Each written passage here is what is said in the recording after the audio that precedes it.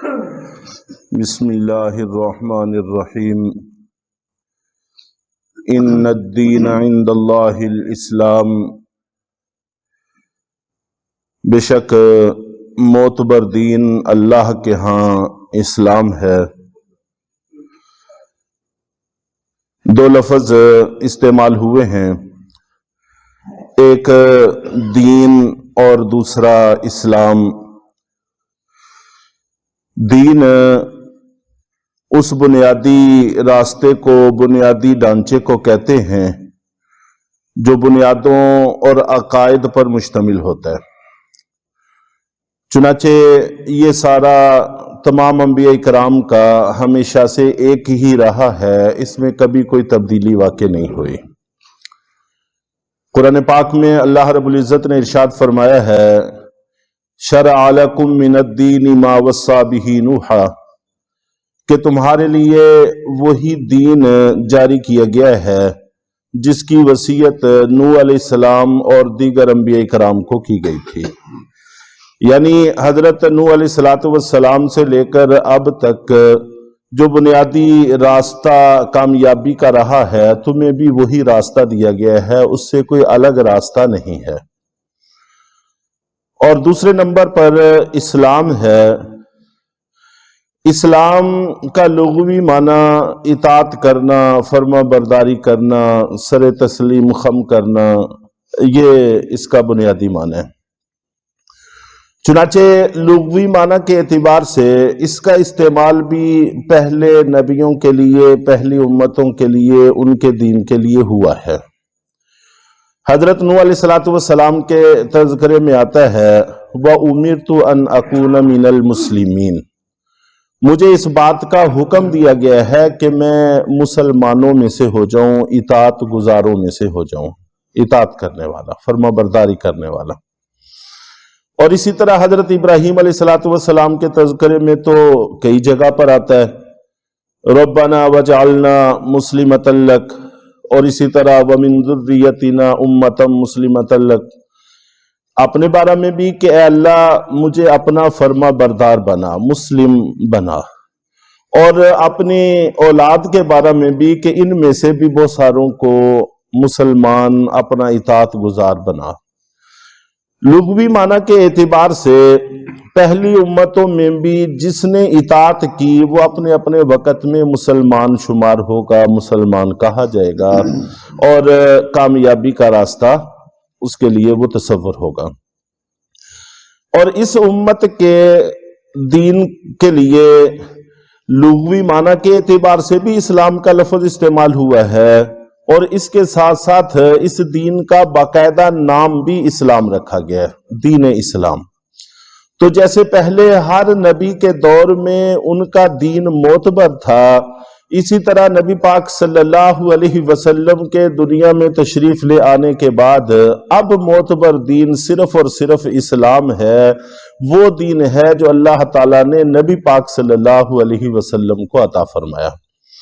پہلے جتنے بھی ادیان ہیں، جتنے بھی راستے ہیں، چاہے وہ آسمانی ہوں، چاہے وہ لوگوں کے اپنے طور پر بنائے گئے ہوں، وہ سارے کے سارے کالعدم ہیں، ان کا کوئی اعتبار نہیں کیا جائے گا۔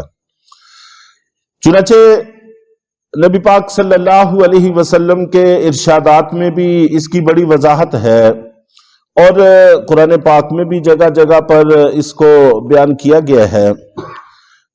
نبی پاک صلی اللہ علیہ وسلم ایک دفعہ تشریف فرما تھے، مشہور واقعہ ہے، حضرت عمر رضی اللہ تعالی عنہ کے ہاتھ کہیں سے تورات کے کچھ اوراق لگ گئے، تو انہوں نے ان کا مطالعہ کیا، ان میں اچھی باتیں لکھی ہوئی تھیں، باتیں اچھی لگیں۔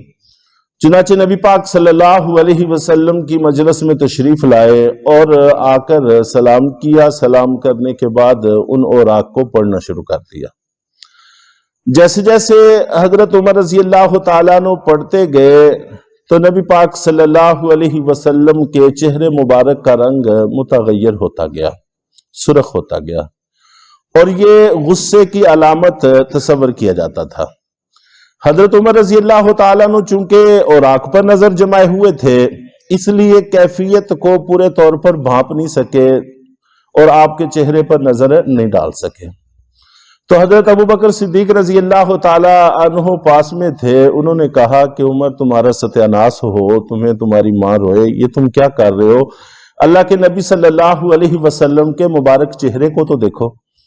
چنانچہ جیسے ہی ان کی نظر پڑی وہ گھبرا گئے، اور اس کے بعد پھر اوراق کو ایک طرف کر کے یہ جملہ دہرانا شروع کیا، رضیت باللہ ربا وبالاسلام دینا وبمحمد نبی صلی اللہ علیہ وسلم، اور بار بار اس کو پڑھتے رہے کہ میں اس بات پر راضی ہوں کہ اللہ ہمارے رب ہیں، اور اس بات پر راضی ہوں کہ دین ہمارا اسلام ہے، اور اس بات پر راضی ہوں کہ حضرت محمد صلی اللہ علیہ وسلم ہمارے نبی ہیں۔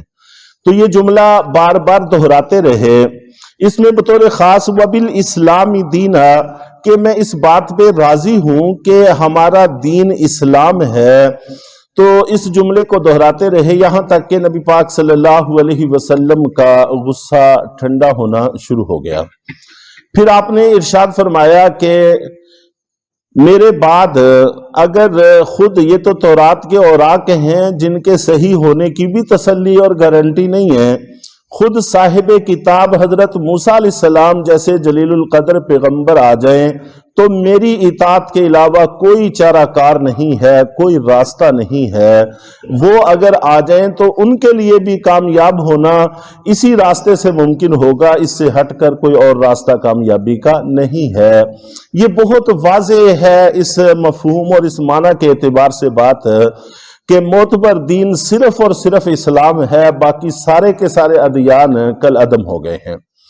چنانچہ نبی پاک صلی اللہ علیہ وسلم نے تمام سلطنتوں کو خطوط لکھے، اس میں یہود بھی تھے، عیسائی بھی تھے اور مجوسی بھی تھے، جس مذہب سے بھی کوئی تعلق رکھتا تھا سب کو تبلیغی اور دعوتی خطوط لکھے کہ اسلام پر آ جاؤ، بچ جاؤ گے، ہدایت پا جاؤ گے، وگرنہ برباد ہو جاؤ گے۔ اور قرآن پاک کی اگلی آیت میں بھی اس کا صراحتاً تذکرہ موجود ہے۔ یہ بھی علامت ہے اس بات کی کہ کامیابی کا راستہ صرف اور صرف دین اسلام ہے، نبی پاک صلی اللہ علیہ وسلم کا دین ہے۔ اسی طرح ایک مشہور حدیث ہے کہ نبی پاک صلی اللہ علیہ وسلم کے پاس ایک یہودی لڑکا آتا جاتا رہتا تھا، اور وہ کبھی کبھی آپ نبی پاک صلی اللہ علیہ وسلم کی کوئی خدمت بھی سر انجام دے دیتا تھا، کبھی پانی رکھ دیا، کبھی جوتا صحیح کر دیا، اس طرح سے ہوتا تھا۔ اور جب ماحول میں انسان آتا ہے تو کچھ نہ کچھ ماحول کے اثرات کی وجہ سے کچھ عادات اس میں منتقل ہوتی ہی ہیں۔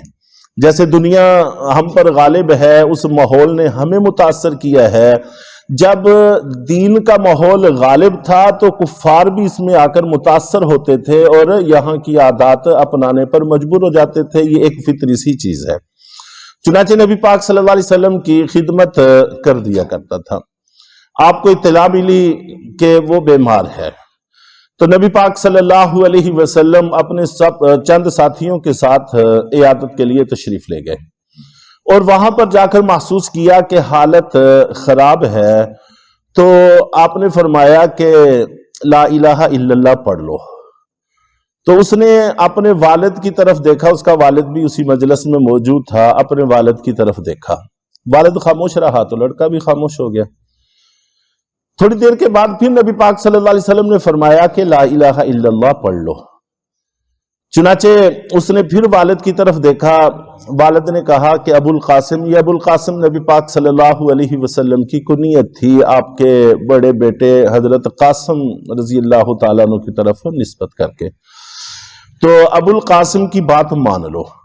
چنانچہ اس نے اشہد ان لا الہ الا اللہ وحدہ لا شریک لہ واشہد ان محمدا عبدہ ورسولہ یہ کلمہ پڑھ لیا۔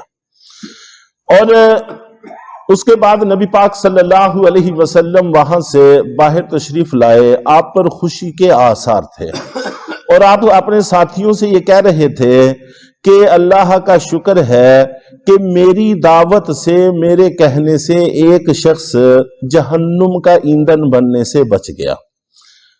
حالانکہ وہ یہودی تھا، کتاب مانتا تھا، حضرت موسیٰ علیہ السلام پر ایمان رکھتا تھا، پھر بھی آپ کا یہ کہنا کہ چونکہ اس نے میرا کلمہ پڑھ لیا ہے اس وجہ سے جہنم میں بچا ہے، جہنم سے بچا ہے، یہ علامت ہے اس بات کی کہ موت پر دین، کامیابی کا راستہ اب صرف اور صرف دین محمدی صلی اللہ علیہ وسلم ہے، اس کے علاوہ اور کوئی راستہ کامیابی کا نہیں ہے۔ تو انشاءاللہ العزیز کچھ باتیں اس سے متعلق کل عرض کی جائیں گی۔ اللہ تعالی ہم سب کو اس دین کی قدر کی توفیق عطا فرمائے۔